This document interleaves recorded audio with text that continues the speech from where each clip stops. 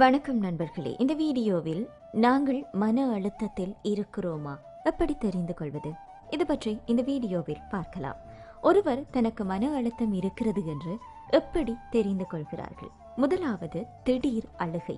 சந்தோஷமான மனநிலையில் எதுவுமே செய்யாமல் அமர்ந்திருக்கும் போது திடீரென்று கண்களில் இருந்து கண்ணீர் வந்தால், அதுவும் எந்த காரணமும் இல்லாமல் திடீரென்று அழுகை வந்தால் அவர் மன அழுத்தத்தில் இருக்கிறார் என்று அர்த்தம். இந்நிலையில் உடனே மருத்துவரை சந்திப்பது சிறந்தது. அடுத்து, கை நடுக்கம்.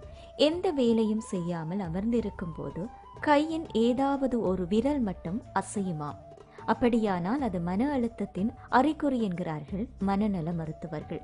ஒருவருக்கு இப்படி அடிக்கடி விரல் தானாக அசைந்தாலோ அல்லது துடித்தாலோ உடனே மனநல மருத்துவரை அணுகி ஆலோசனை பெறுவது சிறந்தது.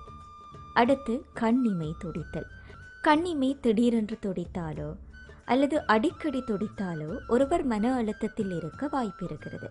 ஆகவே கண்ணிமைகள் வழக்கத்துக்கு மாறாக துடிக்கிறது என்றால் தாமதிக்காமல் மனநல மருத்துவரை சந்தித்து ஆலோசனை பெறுவது சிறந்தது.